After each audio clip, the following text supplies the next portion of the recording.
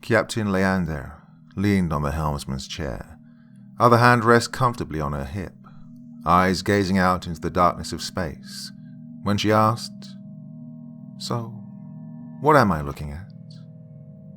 It sat there utterly still out there, among the void, idling like a perished fish, awkwardly tilted to one side, neutrally buoyant.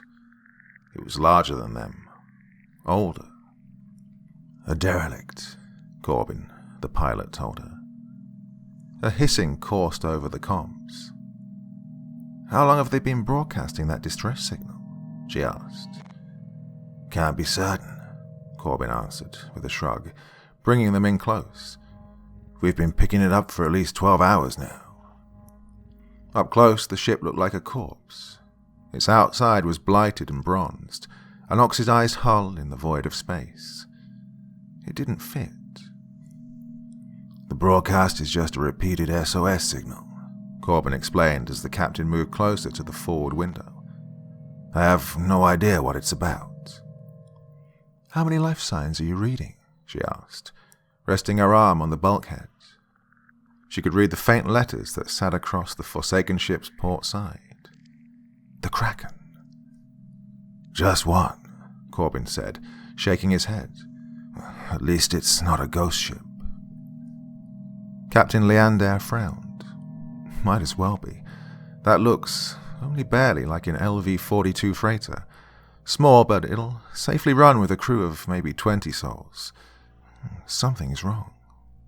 "You're telling me," Corbin said, preparing to circle the quiet ship. "Missing, 19 people? That doesn't make me feel terribly good about the one that's left. What are we going to do?" She backed away from the bulkhead and placed a hand on Corbin's shoulder. "Get the others up. Dock us to that ship. Find the survivor." "If, survivor's the appropriate term," he corrected.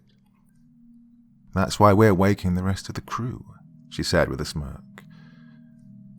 "Need more eyes." "I get to stay here though, right?" Corbin asked, only half joking. "Just do it," Captain Leander ordered. And he did. Within minutes, they were docked on one of the derelict's airlocks. With a sharp, serpentine hiss, the lock opened, and 4 crew members of the salvage ship Eleanor stepped onto the darkness of the Kraken. The deck was, as expected, empty and dark. Lights in the metal corridors flickered dimly, sputtering, trying to stay lit. The captain ordered. "All right. Like we discussed. Tyron, you're with me. We're going to make our way to the bridge, see if we can figure out what happened here. Freya and Rhea, you girls are going to search the decks, the life pods, everywhere. There's one soul left on this boat. Good or bad, we're going to get them off. Understood?" Rhea knocked on her own helmet. "Yeah, we got it. Can we take these off now? Says the air is clear. Mine's fogging up a storm." "I don't care," Captain Leander said. "You good, Freya?" Freya nodded, holding her rifle tight against her shoulder. "Yep," she said, staring down the dark corridors. "Doesn't mean I like it, though." Rhea pulled her helmet off and took one awful breath. Gagging, she wasted no time putting the bulgy helmet back on her head. "Jesus," she said, panting. "Damn." "What was it?" asked the captain. "What's wrong?" Rhea hunched herself, hands on her knees, audibly praying to not vomit in her helmet. "Oh, it stinks," she said in pained breaths. "It smells like death in here, like the back of a slaughterhouse." "Probably just Tyrone," Freya said, playfully. Captain Leander scanned the floor. There was nothing there but rusted grates.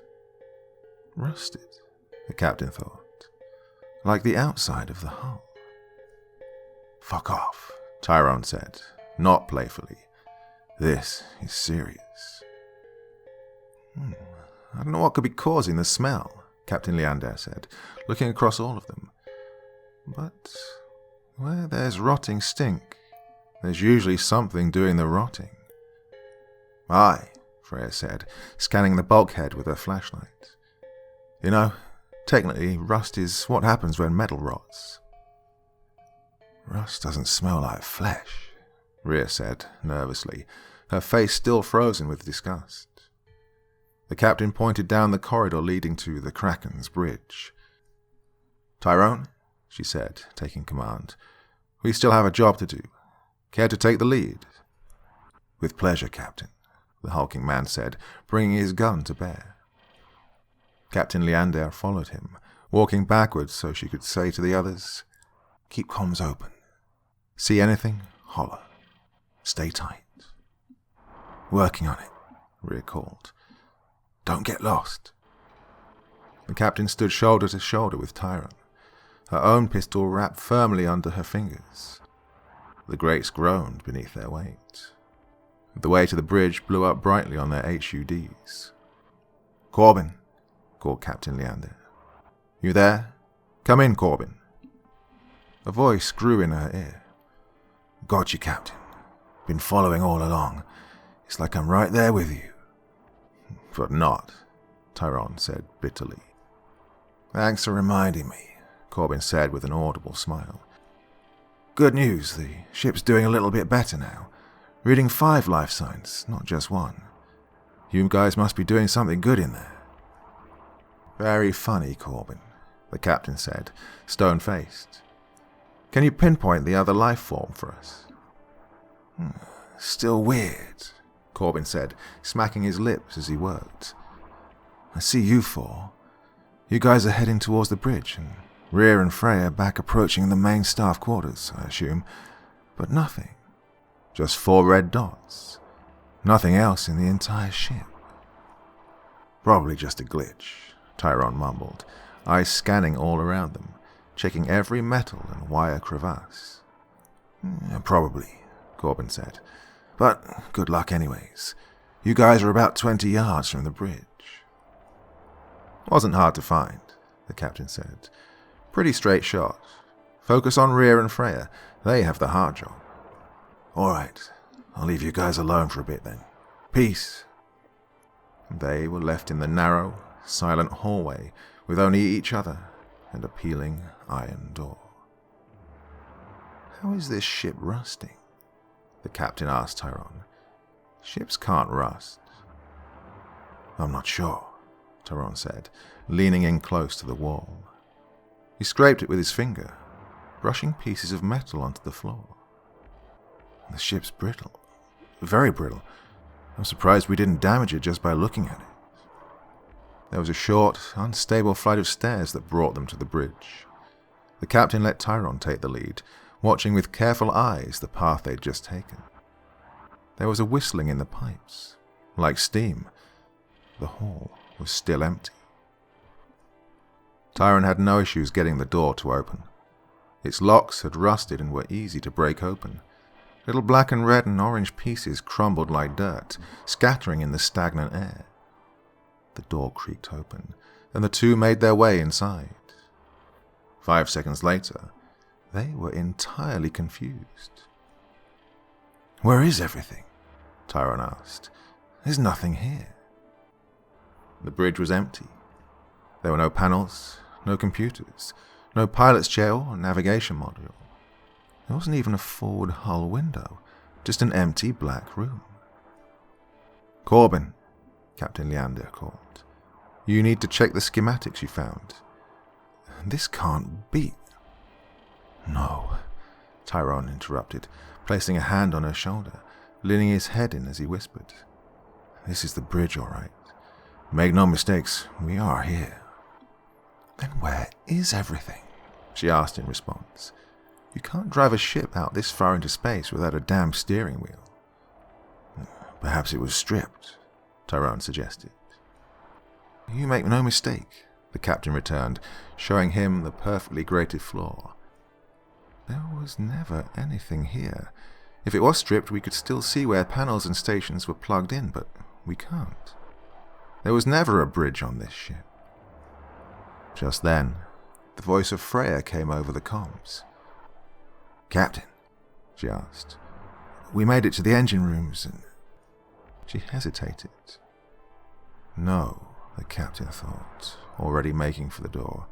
She knew exactly what they were going to say. I don't know how to say this, Captain, but there's nothing here.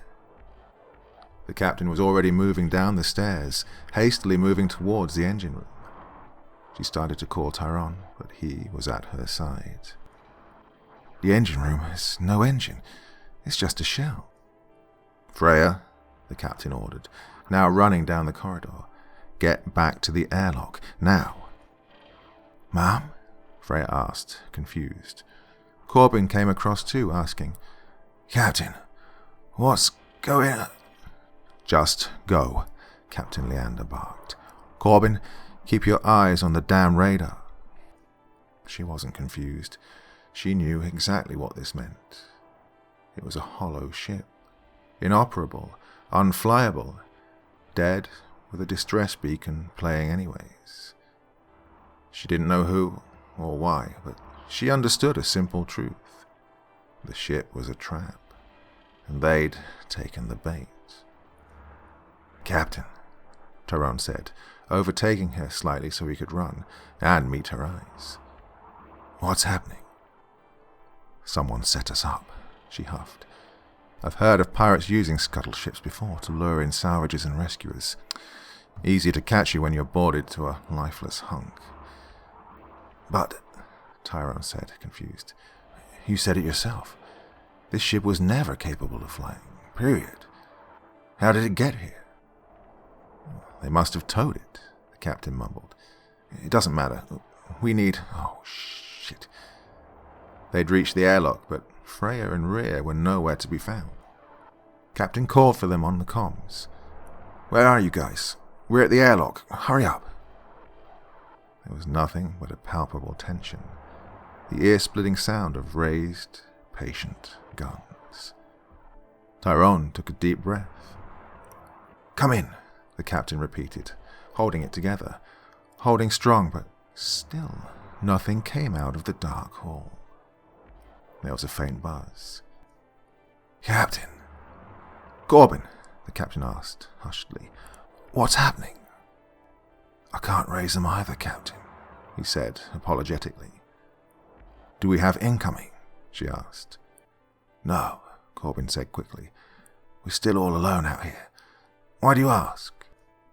She couldn't help but feel some partial relief. Because this ship is a trap, Corbin, she said, steadily inching forward, and I wasn't sure if it would be sprung from the outside or the inside. Tyrone and the captain worked their way through the ship's failing innards, attempting to hail Rhea and Freya the whole time. Damn it, cursed the captain as they entered the engine room. There was nothing there, as they were told. Unfortunately, the persons who had told them were also missing. Captain, Corbin said, returning to the comms. His voice was weak, shaky. The captain didn't like it. Corbin was never nervous without reason. Yes, Corbin, she asked in a whisper. I'm only getting 3 life signs now. What? She asked, stunned. Check it again. I have, Corbin snapped. I've rechecked and rechecked. I can't find them. They're missing, Captain. I don't... Well, keep looking, Tyrone said, moving back into the hall. Captain Leander didn't follow him right away. She stood, staring at the open, black room with hopeless eyes. It doesn't make any sense, she thought. One person shouldn't have been able to get the drop on Rhea and Freya. They couldn't. There was a violent clang that shook the air. Spinning around, the captain moved into the hallway, calling Tyrone's name. When she got there, she found only his gun, resting on the rusty grates. Tyrone, she called into the dark passageways. Swooping down, she picked up his rifle on the go and chased an unseen enemy down the hall. There's nothing there, Captain, Corbin said, following her through the halls on his computer. You're the only one I register. You and whatever was there before.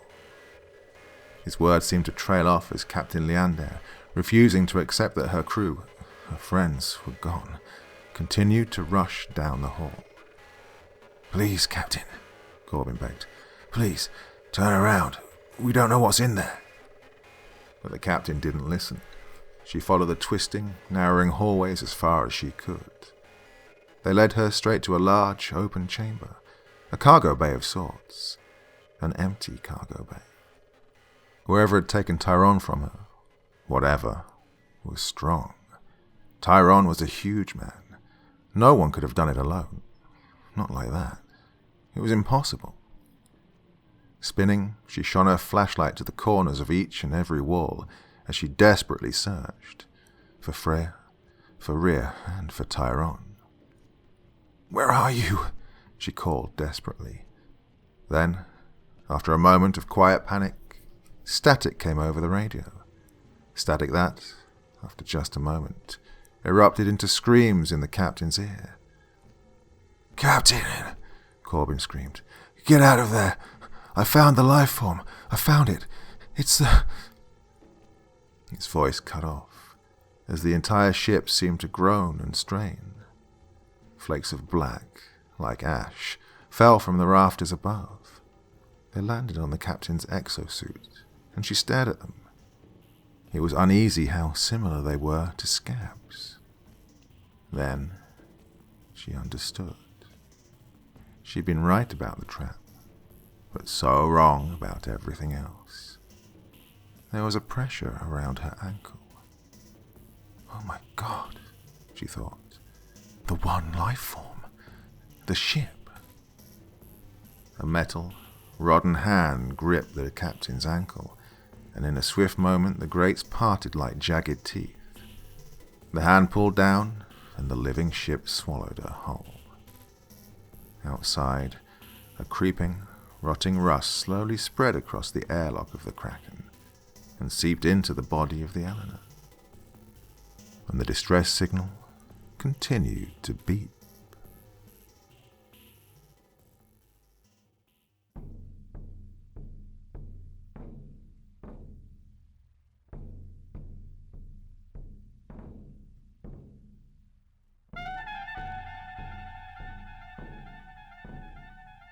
Hey there. Thank you so much for taking the time to drop by and listen to this story today. It really means a lot to me. I put a lot of time and effort into making these videos, so it's nice to know that there's someone out there listening.